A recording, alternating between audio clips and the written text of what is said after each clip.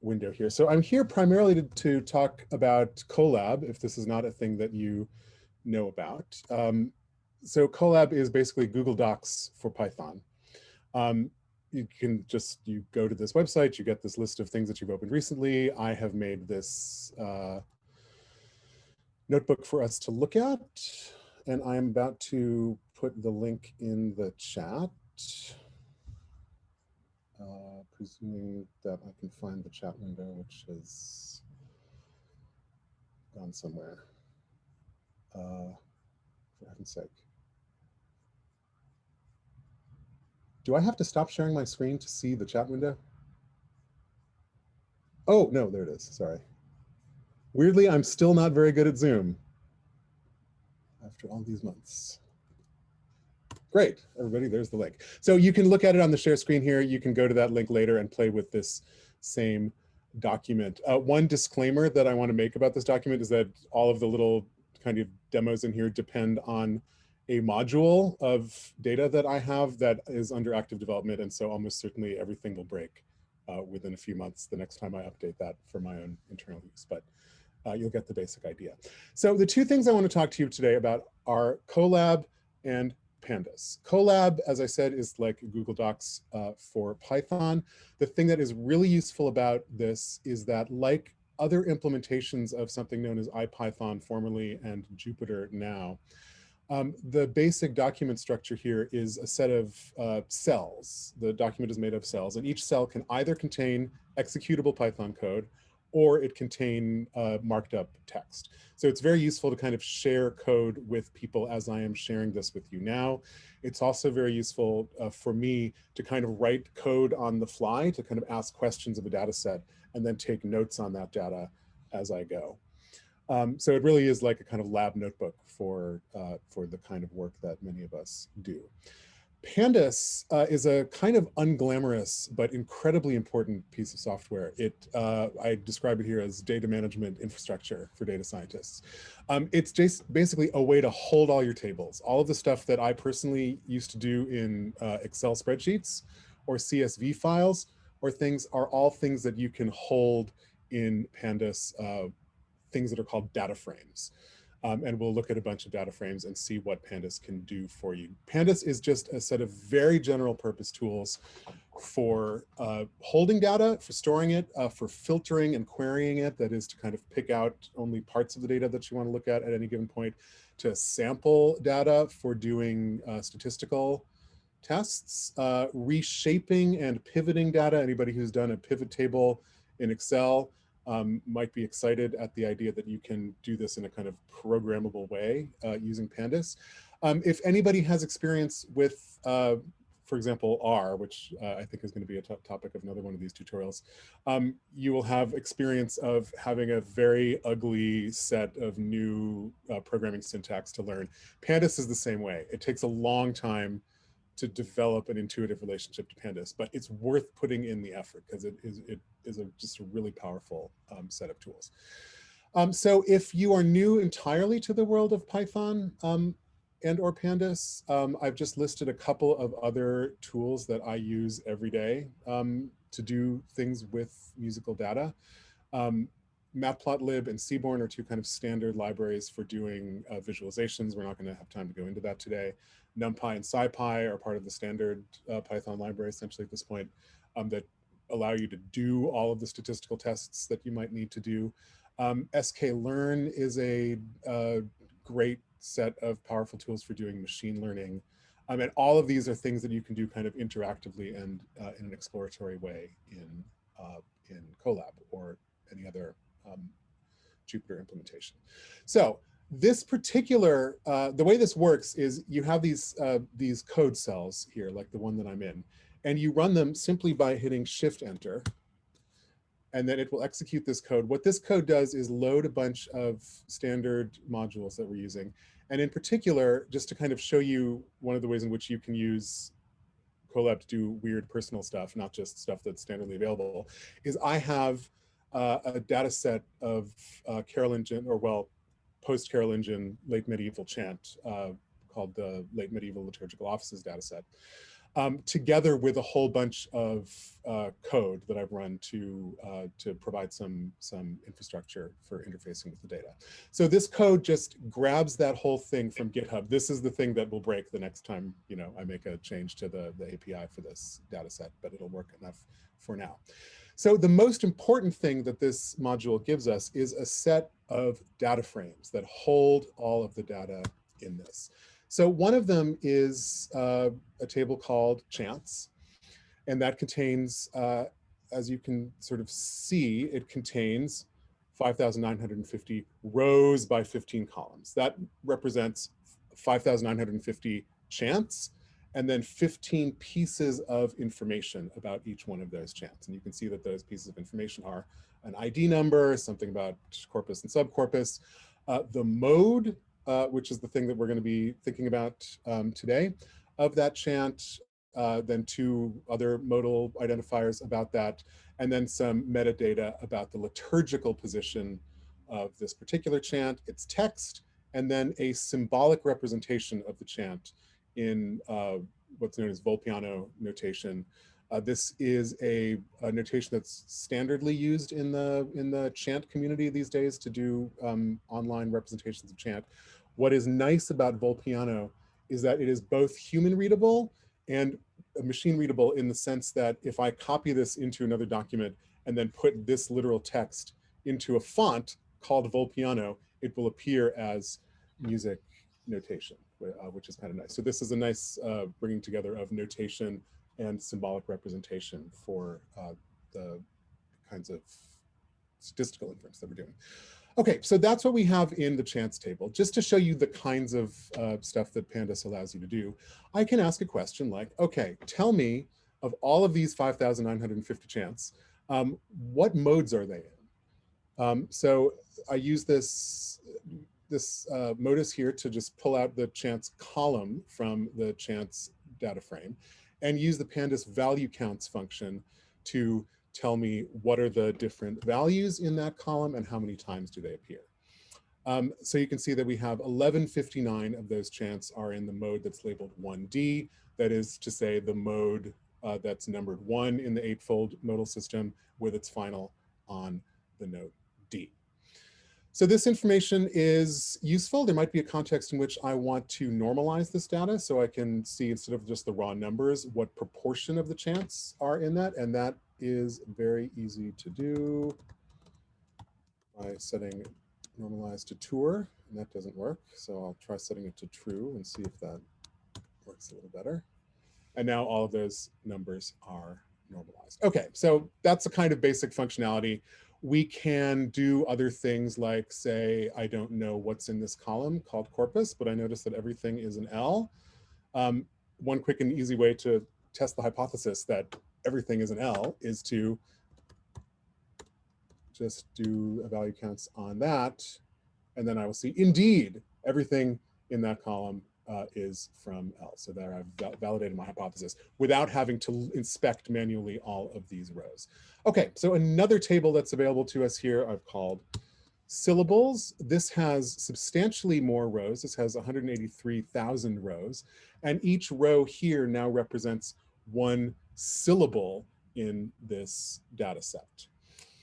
The syllable now, I've unpacked it so that there's a different kind of notation for the notes rather than the Volpiano notation. It gives us another representation where you have a number representing the register, where 1 is the octave, including the final and above, and then we have the pitch letter name. There is also a perfectly equivalent Volpiano notation right next door to that.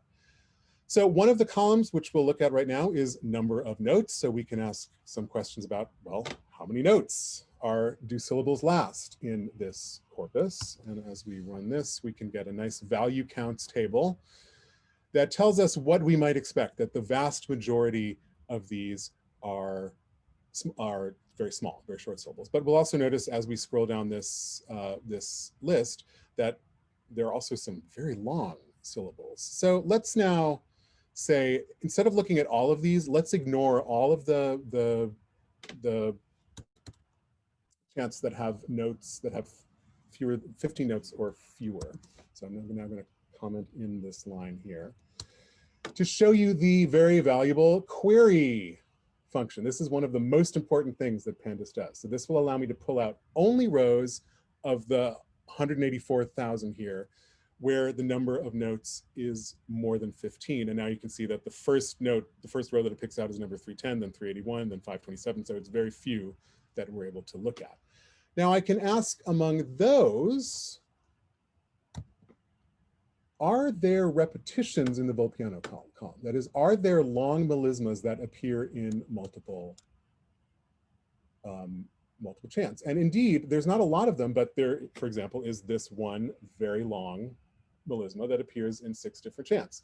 So we might ask ourselves, does that always appear, for example, with the same text? Well, we can now use the query function to go in there and say, let's query for that, which I have to then put in quotes, and then ask that the Volpiano field is equivalent to that. So now I get the 6 rows of that table.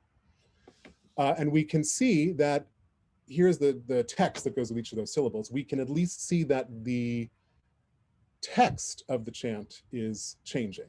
So that is to say that this melisma does seem to be shared by chants that have different texts, although there are 3 chants in here that have the syllable pre. Now we could go out and do some exploration that would allow us to see more information about that chant.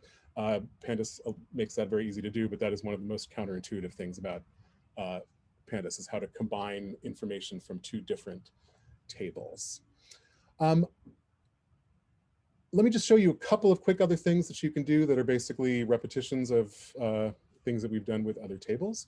We might be able to ask ourselves, okay, are there certain modes where the average syllable length is higher or lower than others? So if I run that code here, so what I'm doing now is using another important piece of infrastructure that Pandas provides, the group by operator. So this says, let's take the syllables table, group the syllables by mode, and then take the mean of the number of notes in that column by mode. So we do that, and then we find, we get this nice little handy dandy table that shows us, for example, that the pieces that are in mode 6 with a final of F have a pretty significantly shorter syllable length than the pieces that are in there on mode 6 transposed to C. There are very interesting reasons for that that have to do with the metadata of the chants, and that we're definitely not going to talk about today. But this is one of those things that you can discover very easily by poking around with stuff like this in Pandas and then pursuing your aim. So what I might do here is now just make a little note here saying, why on earth is node 6F characterized by shorter syllables than 6C? And now I can just put that in there. Now it's a note. Now I can kind of forget about that question, go on to do something else. But the next time I come back to this, I can remember, oh, this is something that I might want to follow up on. So I think maybe that's a good place to stop in view of the time.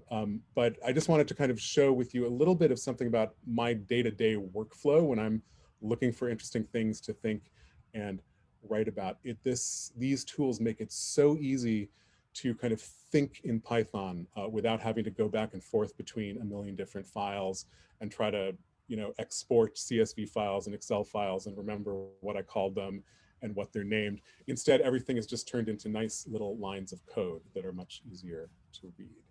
So I'm happy to stop here and see if there are questions or, things that we might like to try, questions that we might like to try asking these data or whatever. So, Ian, when I write in my Python stuff and I don't know how to do something, I usually just Google how to blah blah blah Python, and then there's some, some series of things on Stack Overflow that tell me how to do this thing that I didn't know how to do before. How is there? What's the equivalent for Pandas stuff? I do it the same way. Okay, so I use Stack Overflow. There are not really, that I know of, there are no great tutorials on Pandas. I would love to know if anybody knows of one. But I do the same thing you do, Chris, which is I recognize that no problem that I am confronting is a problem that 1,000 million other people haven't confronted before. So you just ask, how do you do this in Pandas? And Stack Overflow will tell you. Okay, awesome. I think I also have a book that I got recently that's like specifically dedicated to data analysis in Pandas. I'll find it, and if I find the title of it, I'll send it out. That would be great. Thanks, Nicole. You also Actually, look at sorry, go ahead. You can go ahead. I was going to make a comment. Towards data science is decent. It, like Stack Overflow is where I always go for Pandas and Python and all that stuff. But if you want like tutorials, there's a lot of good stuff on towards data science that seem to be decent enough. I would say it's good to get one that's been written in the last couple of years, because if it's from like 2015 or something, you might be doing a different version of Pandas or something, and you'll have some weird import error. But that's another good place to look. Yeah, I would echo that sentiment. I just wanted to point out that I'm not 100% positive about Colabs because it's shared, so I'm not entirely sure how that would work. But for the Jupyter notebooks in general, it's not just useful for Python. You can actually have a bash kernel, and so for the people that like to work with humdrum, it's pretty easy to instead of working on the command line, you can actually write reusable code and share it with people rather than having to do one thing at a time. And I've also tried out this semester, there's a kernel I've discovered called SOS, Script of Scripts. Has anyone else heard about that? So it's kind of cool because each cell can have a different kernel. So in that, and you can transfer variables theoretically, although I haven't really been able to do that. But so what I can do is in one notebook, I can do some stuff in bash and then output the CSV file, read it in with pandas, and it's all in one notebook.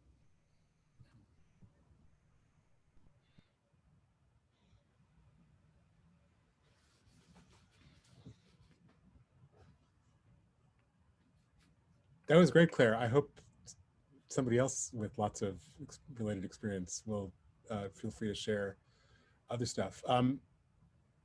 Because I think these are very powerful general purpose tools that I think are just, my main message here is if you don't know about them, do find out.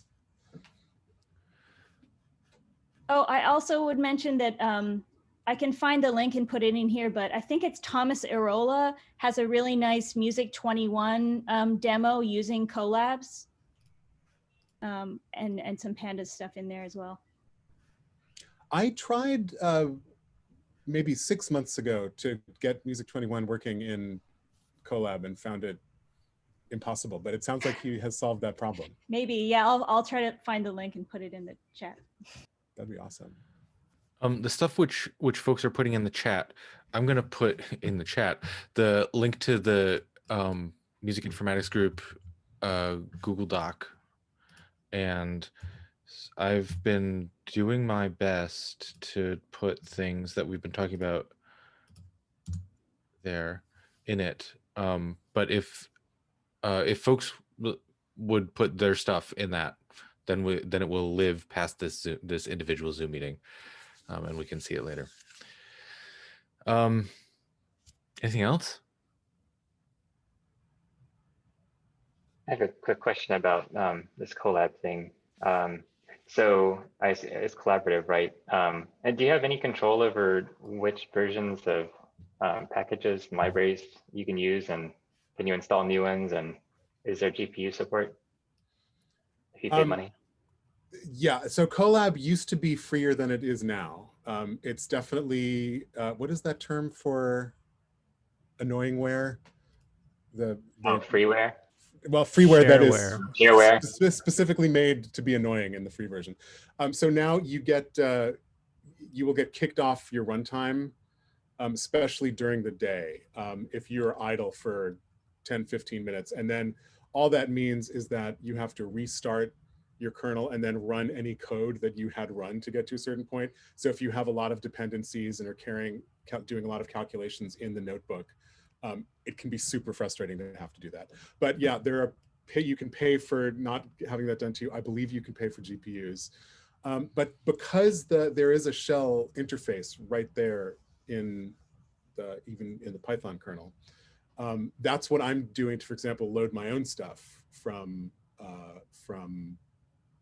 GitHub. So essentially, when you start up Colab, you have a brand new, freshly rebooted machine that has a bunch of stuff pre-installed on it, but it has pip, which is a package manager for Python. So you can like use that just as you would on your own local machine to do that.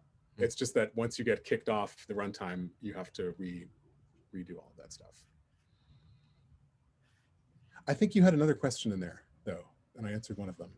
Oh, maybe. I think that was it. Yeah, I mean, oh, is it collaborative, as the name suggests? Like you can have multiple people working on the same notebook? Yeah. So it's actually, it's very handy for teaching. It's very handy for collaborating, but it's also as dangerous as all of those things are. Hmm. So you just have to be careful who you share what with.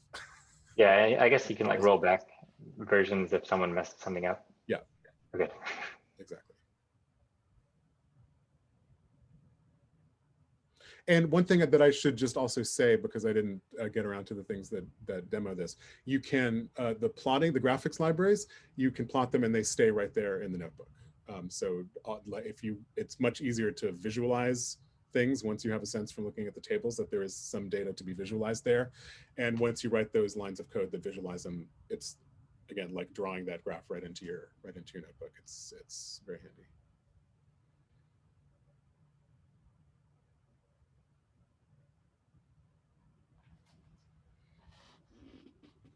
Other questions, comments?